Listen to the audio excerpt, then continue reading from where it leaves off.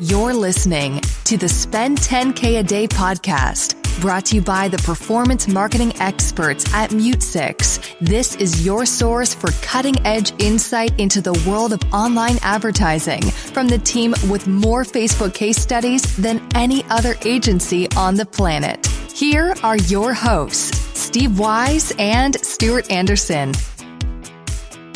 Hello, everyone. Welcome to another awesome episode of the Spend 10K a Day podcast. If you're in Los Angeles over the next couple of days, hope you're going to stay warm and stay toasty because it's raining hard outside. I think in a past career I was a weatherman, but thank God I am not in a past career. Today we have an awesome topic. We're going to be talking about trends inside of Facebook ads. And joining me today, I have one of our senior awesome campaign managers here at Mute6, as well as one of our full funnel analysis. Came all the way from Australia to be on this podcast today. Actually, he lives in LA now, but he's from Australia. And he's got a much better accent than all us other Americans in here. Josh Henry Hicks. What's up, Steve? Good to be here. Yeah, definitely, man. And I always talk about, before we jump in, I always talk about, people with two last names. You always got to be careful of those two last name type people, They have two last names, just look at them a little more closely. It's the Henry Hicks. It's the Henry and the Hicks together. Cool. So, we talk in our team meetings, we always talk about understanding trends inside of Facebook.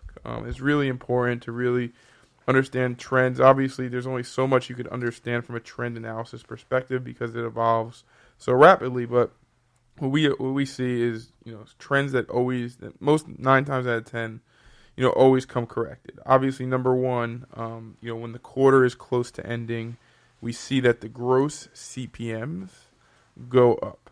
And what that means is even deeper. It's costing more and more money to place an ad on the newsfeed. So the amount of money it takes to reach 1,000 people on average goes up. And that's not even counting in, how relevant your ad is or how much virality. That's just across the board. It's going up because there's a lot of budget coming in at the end of the month. And obviously, number two, Facebook actually places, I've been told this, I'm not 100% confident, but, toward the end of the quarter, they place less ads to make it more volatile on the newsfeed. Obviously, it's not confirmed 100%, but that's a theory that I have. What do you think about that, Josh? Yeah, man, it's end of quarter is always crazy for CPMs. We see it across the board. It happens every quarter. Some of the big companies with big budgets tend to kind of clear the decks and empty out their budgets, and we see that across multiple accounts. And it's especially if you have like a medium sized ad budget, you see that effect, and that flows through to CPAs. And so for me, I think one of the big talking points is like how do you combat that? How do you, as a strategist, come up with ways to kind of combat that increase in CPMs, because it's harder to make the same amount of money as you were making even a couple of weeks ago.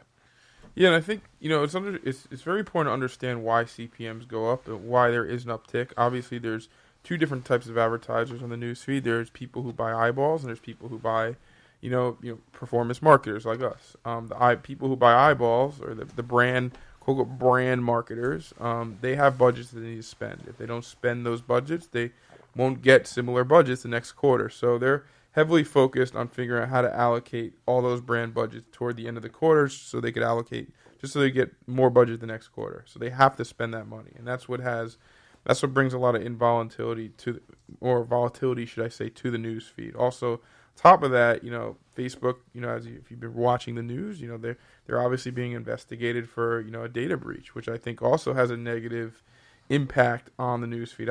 I personally, now this is a podcast around conspiracy theories, so none of this is verified. I want to be very clear that, none of this is verified. So, but I have a conspiracy theory that when there is, and I've seen this multiple times because Facebook has been in the news and, for being investigated for this, for that, but I feel that when there is any type of investigation going on, Facebook serves less ads. So in essence, the price gets commoditized up, and there actually is more people bidding for less amount of inventory. And I think there's a reality around that because of the way, now Facebook's being asked to, show their faces when it comes to, provide what they do with user data. And that's a very scary thing at Facebook, because if they have to show exactly how they use user data when it comes to marketing, when it comes to privacy, I think that there's going to be a lot of stuff coming out that's going to scare people. It might scare people away from actually spending time and money and effort on Facebook. What do you think about that, Josh?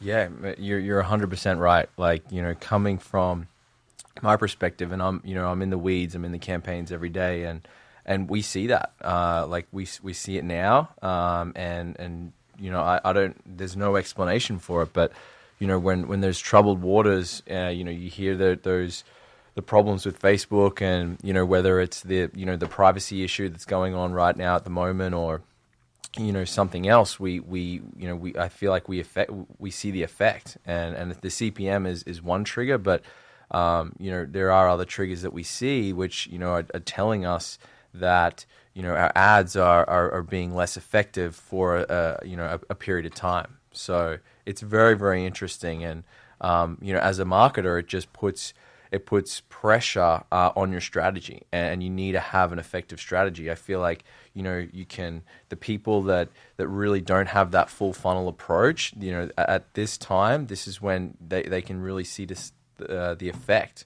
on their campaigns. So just really just highlights you need to be smart, and you need to have that effective full funnel strategy on Facebook.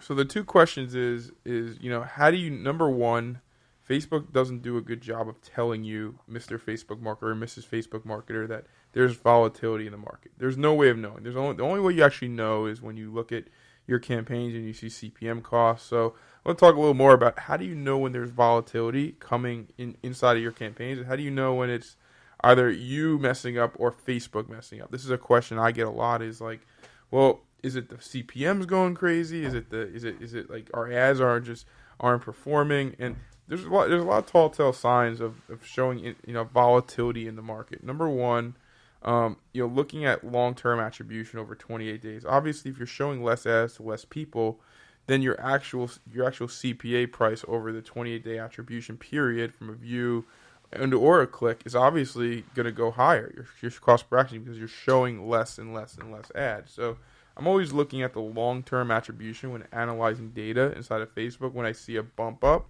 because what that means is that this problem didn't actually start today. Maybe it started 2 weeks ago when I saw. Maybe that's when increased volatility happened. Because remember, there's a life cycle to how long it takes for Facebook to actually record conversions.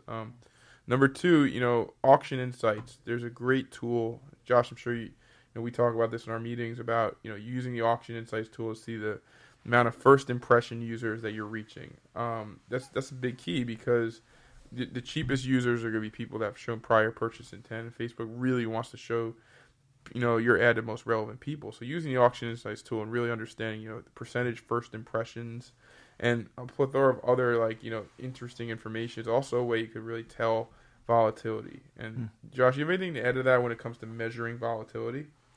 No, not really. I think you're bang on. Like the longer attribution window is key.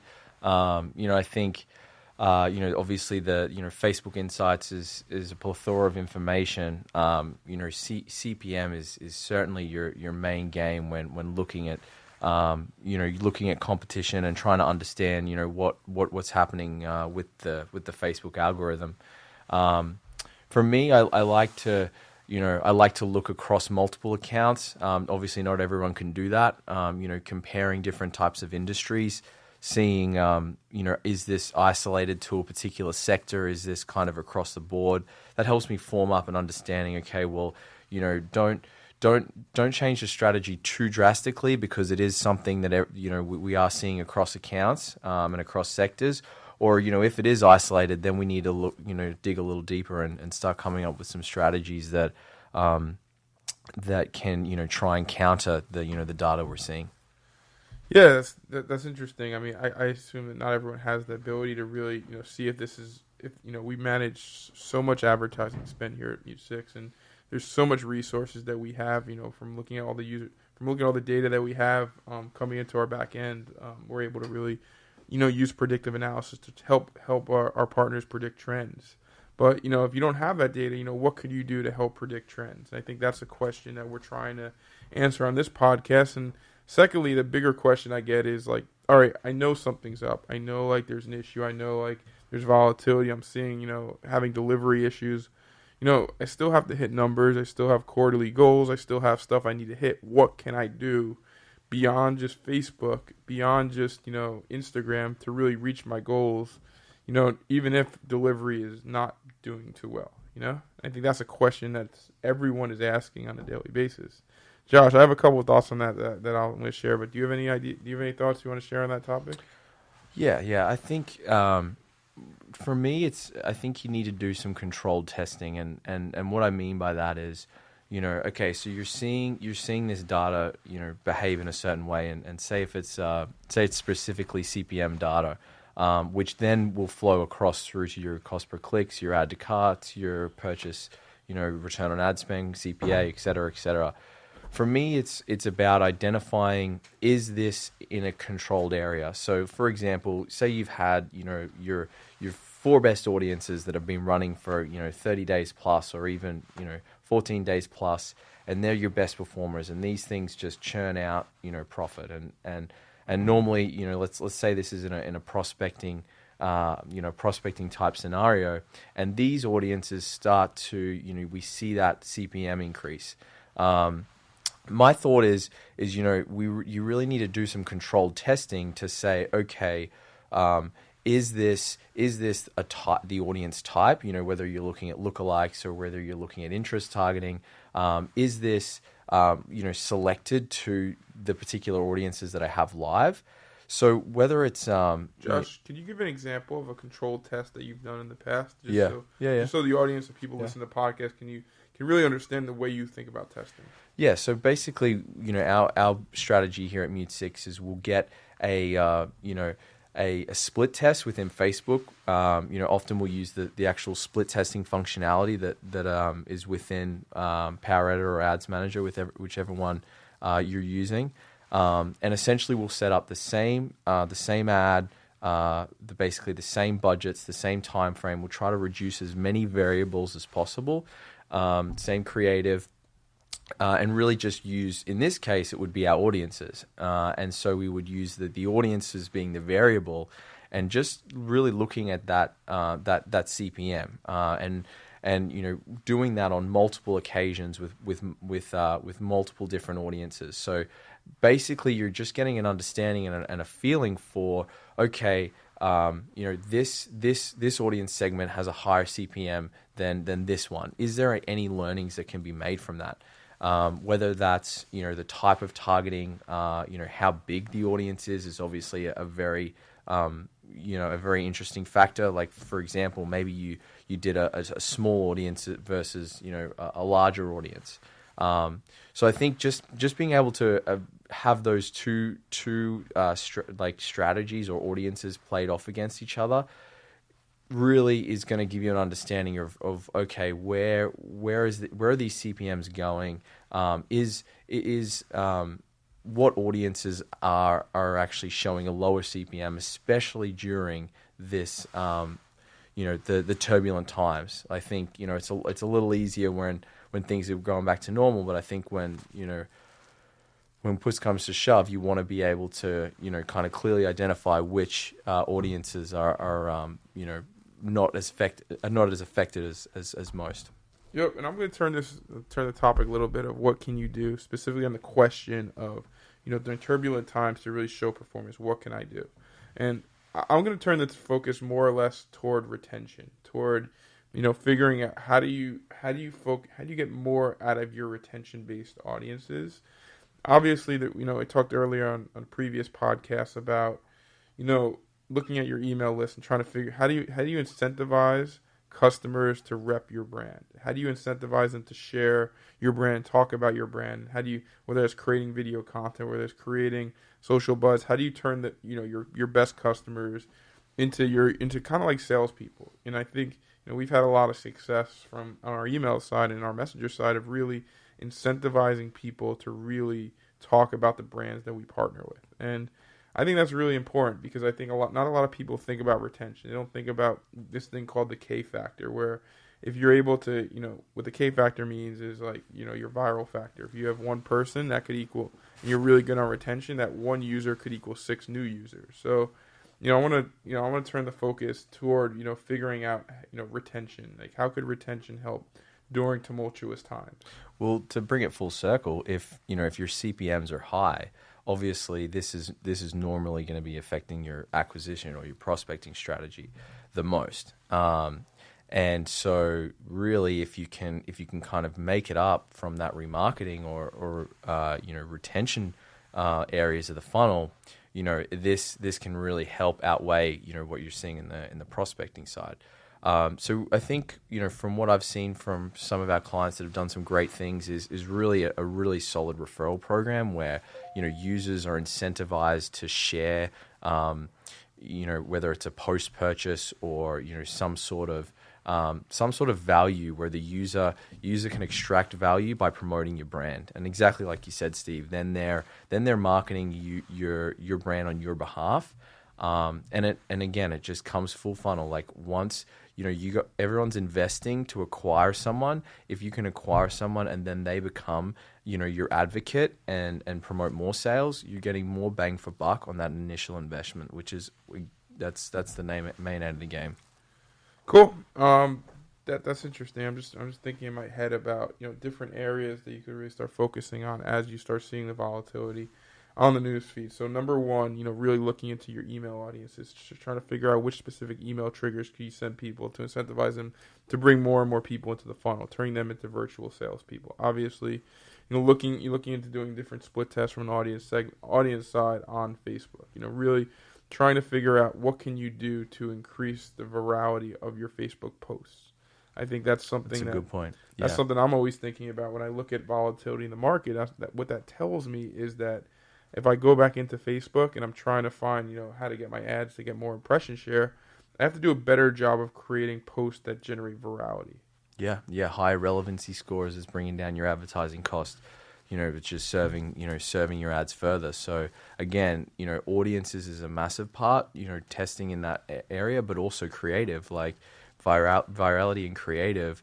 What can we do to get this ad to be served further? Well, it needs to be more engaging to the user group. So again, creative is probably the next most important thing. How are we getting the virality, but also how are we creating that direct response nature where we're actually promoting a purchase? I'll actually go look at past post IDs and start really, if I'm having difficulty in the marketplace, I'll actually go back and look at old post IDs and try and set some of those live post IDs that have a ton of virality that are still relevant to the time and day. So I'm always trying to figure out what's going to get the edge. I'm also going to be split testing, in conversion objectives. I think that, if what you're currently doing is stale, the thing you have to be doing is you have to be testing out different ways to lower the gross CPM to bring people into the funnel. Obviously, I'm not always looking at CPM, but CPM is a telltale sign of the volatility in the Facebook marketplace. It might not always be that, okay, I'm doing something wrong. That means I have a high CPM. Sometimes the reality is in the quarter that it is very volatile. So, I think we're always learning a lot. I think we're always going to be sharing the intel that we have from, managing over $100 million a year in spend. That's the goal of this podcast. That's a mission. One of the core missions of myself and my team is to really, knowledge share as much as humanly possible. Josh, before we wrap up, do you have any other topics you want to discuss, or is there anything else you want to tell our amazing audience? I think you raised a good point. Like just as you were summarizing there, you talked about the objective, right? And obviously, the Facebook objective basically tells the Facebook algorithm, find these certain types of people, whether it's, someone that's most likely going to convert, someone that's most likely going to click an ad, someone that's most likely going to view a video. And obviously with different conversion objectives comes different CPMs as the algorithm is trying to find different types of people. So I think that's probably something that we could talk in a little more detail, which is very important, is to make sure, yes, we're testing creative, yes, we're testing audiences, but also from an objective point of view, I think a lot of advertisers can get very conversion heavy. And this is, I would say, you got to be careful with that. You still want to be testing that. At the end of the day, the end goals is obviously sales, but we need to pass them through that funnel. So we'd definitely be testing, different types of conversion objectives, whether that's clicks, whether that's video views, reach. Especially when we're seeing this pressure on CPM, I think it kind of opens up, more avenues than we perhaps would consider on an everyday.